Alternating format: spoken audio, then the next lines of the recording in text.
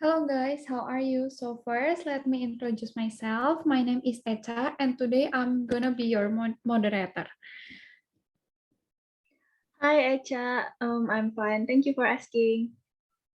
Okay guys, so let's start our discussion. So we're gonna discuss page 45 and 46 from Ielts book, and mostly the topic is about comparative forms. Okay, we start from the part 1.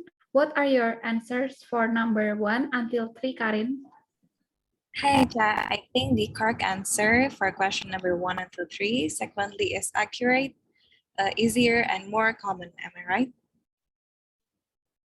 And then, how about you, Gaby? What are your answer for number 4 until 6? Okay, for number 4, my answer is more popular, and for number 5, I think more carefully, isn't it? And the last answer for number 6 is more. Okay, nice. How about you, Auntie? Do you have the same answers with Gaby and Karyn? Can you answer the question for number 7 and 8? Okay, I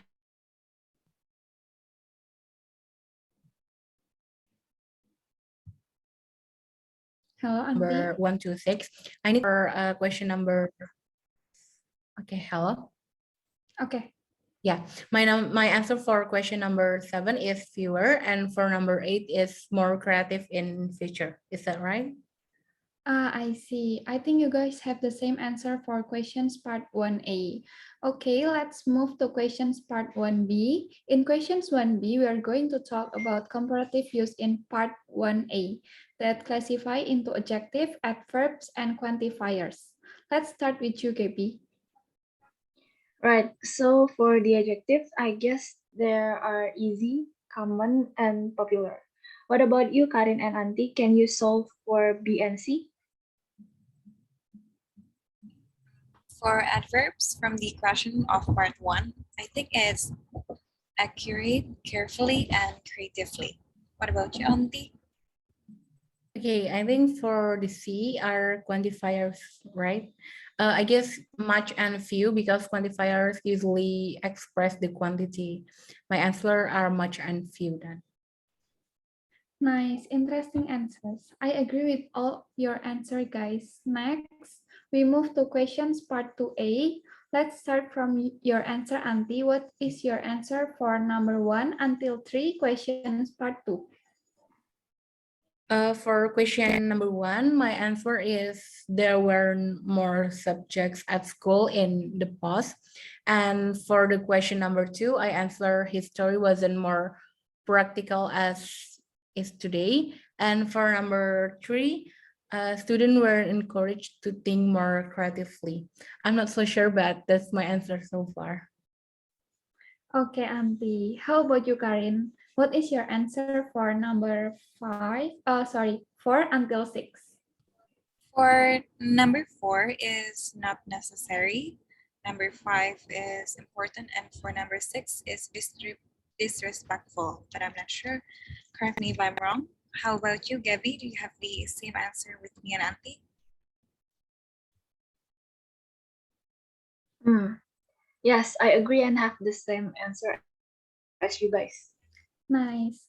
How about number 7 and 8, Gaby? What is your answers? I'm not sure though, but let me try. For number 7 is as dominant as, and number 8 is twice as much pressure as. I don't know. I'm not sure. Okay, interesting. And the next topic is about how schooling changed over the last 25 years. Okay, let's start with Auntie. What is your opinion on this topic? Okay, this is an interesting topic to talk about. Of course, the schooling changed over the last 25 years. Everything changed. 20 years ago, maybe education just was based on books and lectures, but now we can learn from anything and anywhere. With the improvement of technology, even the book itself, we can access through the internet. We won't have to go to the library and search for the information or book and get easily from the internet.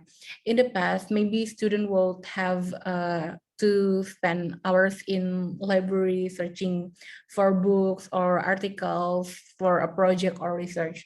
Now we can research the search on the internet thanks to technology. How about you, Karyn? Do you have agree? Do you agree with my opinion? Yes, I pretty agree with you, Auntie. Based on my experience and the facts that I've read, these days education and schooling has changed. I think it's not all just about books and lectures, but students do really have a better socializing skills, public speaking, and good attitude instead. And because there are easier ways to use technology, it's easier also for a student to socialize and study with any kind of technology, especially during this pandemic where student can do the offline learning. Oh wow, such interesting opinion from both of you guys. How about you, Gaby? What is your opinion? I think this last 25 years, education and schooling have changed much, driven by new research that develop and how the brain works and evolves. Students cannot only develop academic skill, but nowadays what is really important are interpersonal skills, attitude, and value.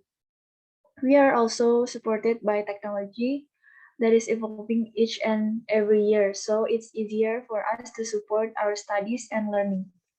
These past 2 years, the COVID pandemic also affected schooling method, how teachers and students were forced to interact with each other online. But thankfully, now things are getting better, yeah. And offline school slowly started to run again. Yes, same with you, Gaby. I think in these 25 years, the school has experienced many developments and change, especially in these 2 years where during the pandemic, there were very many changes that occurred in schools. All school activities conducted online via Zoom or Google Meet. Okay, let's move to the next part. In part 3, we're gonna talk about superlative or comparative words. Start with you, Karyn. What is your answer for number 1 until 3? I think the answer for number one is probably dollar. Number two is more aware. And number three is most important. Okay, and then what is your answer for number 4 until 7, Gaby? For number 4 is more interesting. Number 5 is the most disgusting. Number 6 is most ancient. And last number 7 is as old as. Okay, nice. And last number for part 3, what are your answer for number 8 until 10, Auntie? Okay, for question number 8, I think the answer is all. Meanwhile, my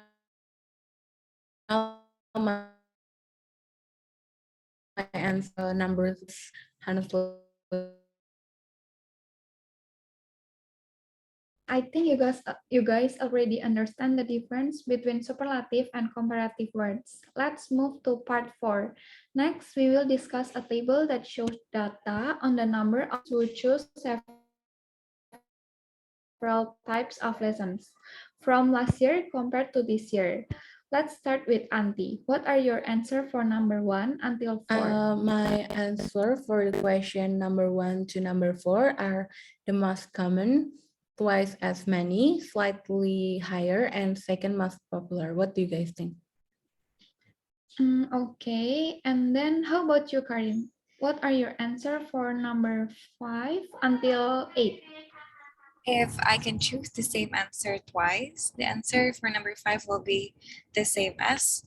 Number six is much lower. Number seven is the same as history or much lower. I'm not sure. And for number eight is the same as. Nice, Karin. How about you, Gaby? Do you have the same answer with Karin and Auntie for number 1 until 8? And can you sum up the information that you got from the table? I'm not sure. I'm a bit confused. But yes, overall, I got the same answer. And from the table, we can conclude that biology and geography subject have decreased since last year. Meanwhile, English, math, and modern language have increased this year. So far, chemistry and history have been stable from year to year. Okay, I have the same opinion as you, Gaby. What is interesting for me is the chemistry and history lessons where the number of students who choose is exactly the same from last year to this year. Then it turns out that the most decrease in the number of students occurred in geography lessons. And then let's move to the next page, page 46. The first topic that we're going to talk is about study abroad. So, would you like to study abroad for a year, guys? What country would you like to go and why? For me, it's an absolute yes, because I always wanted to study abroad, especially to the United Kingdom, where the environment is super student friendly and it's easy to go anywhere and make friends. I think if I study abroad, I could live independently, which I really want for a long time. I can increase my knowledge and gain my connection in order to find any opportunity. Also, if I study abroad, I could easily get a job in Indonesia because in here they usually prefer someone who graduated from another country, right? Yeah, sure. I would like to go if I get a chance, especially for just a short-term period of time, because I kinda and definitely will get homesick. Other than that, my mom probably won't be able to have a long distance relationship with her children, either me or my brother. For me, country that I really want to visit for study is Aussie, maybe Melbourne area if I'm not mistaken, because there are many students studying abroad in the city, and I think the environment is gonna suit me well. In Melbourne, there's also my cousin, so she'll help me a lot if I study there. Okay, interesting. The story, study abroad. Okay.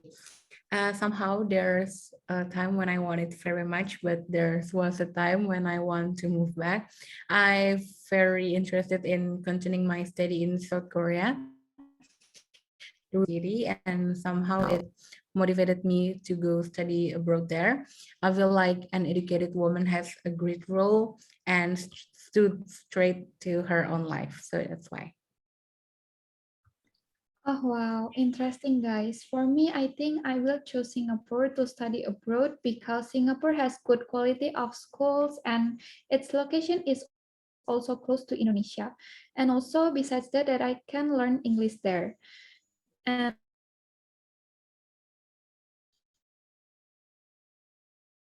on page 47, Auntie, what are the countries that have the highest and lowest overall cost? I think the countries who have the highest overall cost was Australia, followed by United States. Meanwhile, for the lowest overall cost is Germany, followed by United Kingdom. Am I right?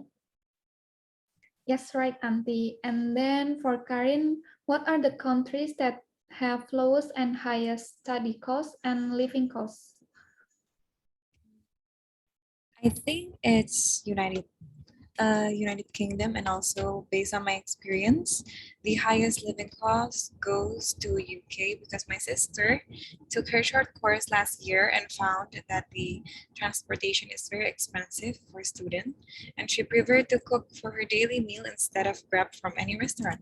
And I think for the lowest living cost is Germany. Okay, such a good answer, Karin. Okay, let's move to part 2. In this part, we should complete the paragraph with 5 choice of words available. What is your answer for number 1 until 5, KB? Okay, for number one is all in all, number two is although, number three is both, number four is in fact, and number five is that means. Okay, nice, KB. How about Karin and Auntie? Do you have the same answer with KB? Yes, I think the answer is also the same as Gabby. Sure, I have the same answer as KB too. Okay, let's move. We come to the last part. Can you sum up the information about two pie charts on page 46? Let's start with you, Karyn. As I see, based on the pie charts, the percentage of students that goes into private school is 10% and 90% that goes to public school. And as I can see, there are 25 of private school and 75 of public school. From those pie charts, I conclude that there are fewer students that has interest into private school than public school. Also, there's a lot more availability of public school, which causes more students to enter to public school. Okay, interesting. How about KB and Auntie? Okay. So for the left pie chart, as we can see, the percentage of students who study in public school is higher than students who study in private school, which is only 10%. Meanwhile, on the right, the percentage of private school itself is also lower than public schools. That means the number of people who are interested in studying in private school is as few as the private school that is scattered around people. Interesting. The pie chart show us about the data comparing between the number of students in school and the number of private and public school. According to the pie chart, there are 90% student in public school, bigger than the private school, who just have 10%. Meanwhile, there are public school and 25% private school. Students have more interest in public school rather than private school. Okay, interesting answer, Auntie and Gaby. Okay, I think that all for our discussion today, guys. Nice to discuss with all of you and see you in the next discussion. Thank you. Okay, bye. Guys. Bye, guys. See you.